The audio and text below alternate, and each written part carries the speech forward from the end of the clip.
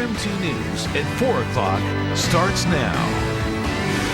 Well, as you make your way through the Black Friday crowds, it's a mix of clouds and sun today, all as more rain is expected to roll in. Hey, happy Black Friday. Hope it's been a fun day. You go across Jacobs Road here, this house right there in the distance, it's basically in the clear tonight. Firefighters really have predicted a hectic holiday weekend in the days ahead, and what you're seeing behind me definitely would qualify. One word. Absolutely freezing. Actually, that's two words, and it is. Look at these temperatures right here. Everything you're about to hear came from these public documents I'm holding right here. On the topic of crime, this post that you see behind me on Facebook getting a lot of your attention this weekend. Just kind of look at what we're dealing with right here. Slippery situation. I'll try not to fall in this live shot, make my YouTube debut. Despite all these air quality alerts, and there are a lot of them today, there are still some people who are resolved to spend this holiday outdoors. Brave souls at that. One person taken to the hospital this afternoon after a car came careening into their room. We're so happy that they're okay. Has the sheriff's office said anything about the intensity of this rescue?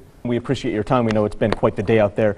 Thank you for joining us by phone, and of course all of you watching, we will continue to have the latest on this Twitter, Facebook, Crim.com all night long, and we'll be right back after this.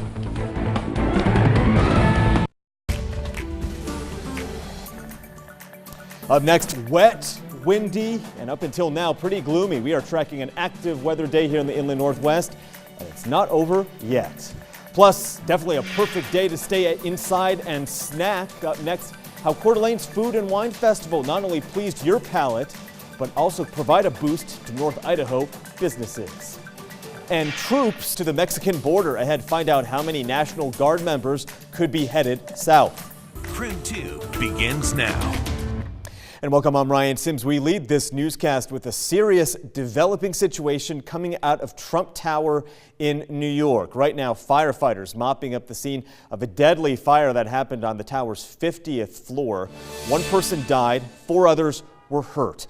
In a sign of just how serious this blaze was, 200 firefighters needed to get it under control. Still no word yet on how the fire started. Late today, President Trump putting out this tweet saying, "Fire at Trump Tower is out. Very confined, well-built building. Firemen and women did a great job. Thank you." Back here in Spokane tonight, we have live pictures of downtown Spokane on really an unpredictable Saturday. We saw some major April showers earlier, and it's not over yet. We're truly running the gamut of weather today. Not only was it wet, but windy with gusts as much as 60 miles per hour. For more on what you can expect going forward this weekend, we head to Michelle Boss in the Weather Center. Michelle, definitely a damp start to April so far. That's right. Okay, Michelle, definitely a lot going on. Covering the Northwest tonight, given the gloomy weather today, here's some advice. Why not just hunker down inside and enjoy some snacks and wine? Now we're talking, right? Sounds perfect. Well, today, plenty of you in Coeur d'Alene got that chance at the resort's first ever Food and Wine Festival. And Crim 2's Kira Elfallen, she tells you tonight that the flow of wine could lead to more of a flow of business in North Idaho. Well, unfortunately, no food or wine in this next story. In Walla Walla, an inmate hunger strike at the Washington State Penitentiary finally over after 6 days. The Union Bulletin newspaper there in Walla Walla says more than half of the prison population had not eaten since last Sunday. We're talking about 1,300 inmates. Apparently, they protested the quality of food made in food processing centers in both Spokane and Connell. Another story we're tracking on this Saturday, possible cutbacks to several sports programs at U of I, all to balance the budget. Sign of the times, I guess. That move could affect certain Vandal sports like women's soccer and men's golf.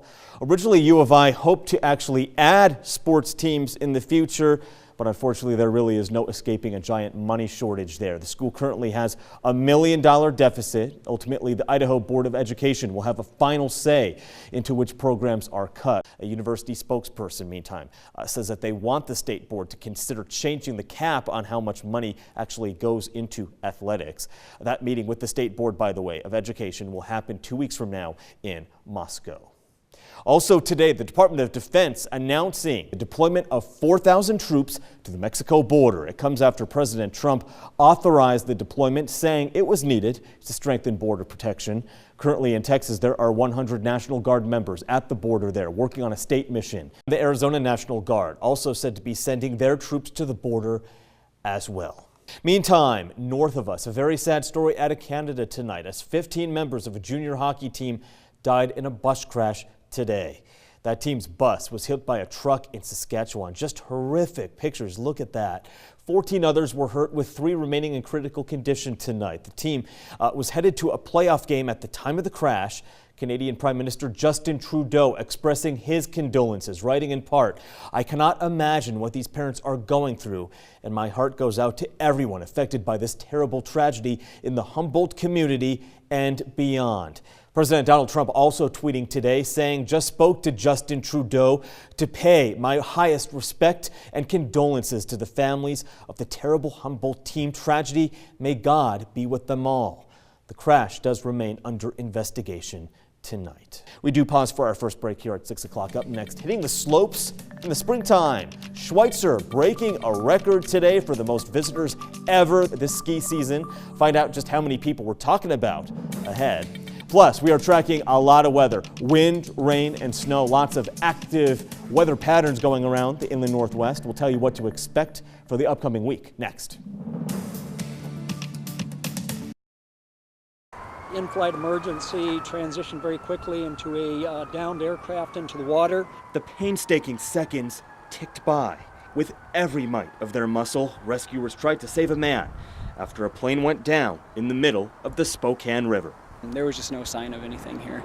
The call came in shortly after 4 o'clock. A small airplane began having engine problems. The pilot needed to make an emergency landing. It never reached the runway. I just asked some other people there, and they're like, "Yeah, it looks like a plane crashed across in the river." Miles and Lance Carnegie are aviation mechanics students who attend school at Phelps Field. It was an eerie sight for sure when they got to the crash scene. Commotion was all around, but these waters right here were inexplicably calm. The plane had already slipped below the surface. It's very sad because that's what we get up every morning to learn about. Within minutes, dozens of rescuers arrived, but more than a half hour passed when one of the people on the plane finally pulled to the surface. The second man was found a few moments later. Despite every possible attempt by rescuers, both men did not make it. I want to go on into flight, but when you see stuff like this, it kind of makes me a little bit more scared. Tonight, KREM 2 News was the first to confirm that the plane's pilot was this man, 64-year-old Lyndon Amistoy. Understandably, his family just too distraught to talk to us on camera tonight. But they say Lyndon had been a proud pilot since he was in grade school. As federal investigators arrive here to find out what exactly led up to the crash, this accident served as a stark reminder to everyone here that safety is key. Another motivation for us to study hard and be the safest mechanics we can be. In Spokane Valley tonight, Ryan Sims, KREM 2 News. It's still just like alcohol. It's like a kid wants to get his hands on in a cookie jar. By all accounts, really, Gatlin Orton is not a bad guy. This 19-year-old aspiring chef just keeps making stupid, bad choices. In the past year, he's been to jail for things like burglary and trespassing, and also for carrying marijuana while being underage. It wasn't very much. I found it on the street. You found it on the street? I found it, and I thought it was my lucky day. Not so much. Gatlin got the attention of police for suspicious behavior and ended up in jail on charges of eluding police. And you guessed it, he ended up going to jail for being a minor in possession of marijuana. I don't believe this is where I should be. And that's exactly what happened. Even though the sale of marijuana has been legal in Washington for a year this month, it's still very illegal if you're under the age of 21. In fact, 2 on your side sifted through the numbers and learned Gatlin, he unfortunately is not alone. In the past year, 19 people have been arrested for illegally carrying marijuana in Spokane, with half of those cases actually being heard in a courtroom. Is it kind of embarrassing? I don't know, I guess. I don't want to be embarrassed for it, but I'm definitely embarrassed to be in here. Gatlin really is facing a slew of minor, if not pressing charges. He says he'll be going to trial soon and will hopefully not end up in jail anymore. That's because after he gets out, he's planning on going to culinary school. That sounds better. I've been in here before, and since I've been in here, I've not wanted to come back here. In Spokane tonight, Ryan Sims, KREM 2 News.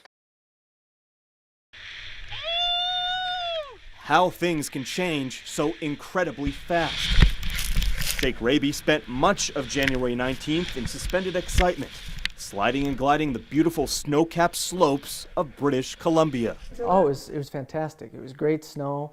It was different snow. All the guides kept telling us that the snow was faceted. It's tighter than I thought for this one. Jake's GoPro recorded every risk, every reward of that Thursday. An hour before quitting time, Jake and his buddies posed for a spontaneous snapshot on the slope.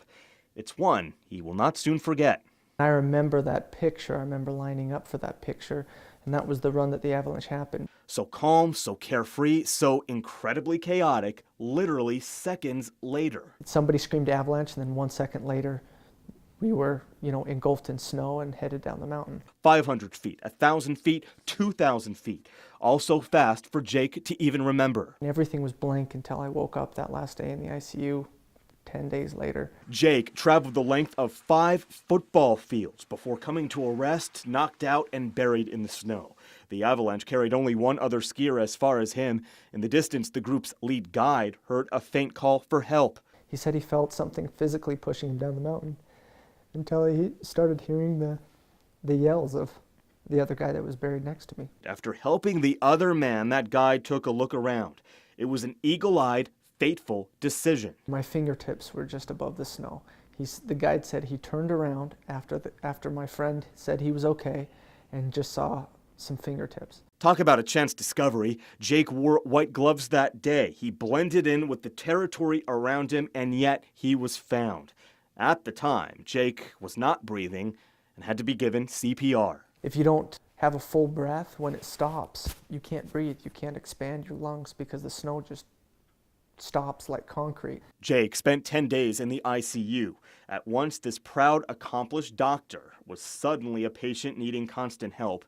The irony of the situation not lost on him. It was very humbling to go through what all my patients go through on a regular basis. Remarkably, Jake's entire group survived the avalanche out of all of them. In fact, he was actually the worst hurt. 16 fractures total, notwithstanding tremendous nerve damage in his arm. I mean, sometimes my wife and I talk about it and we just cry because we can't imagine and we can't believe the help that we've gotten. So again, it bears repeating how things quickly change when faith suddenly restored in the kindness of strangers. In Spokane tonight, Ryan Sims, Creme 2 News.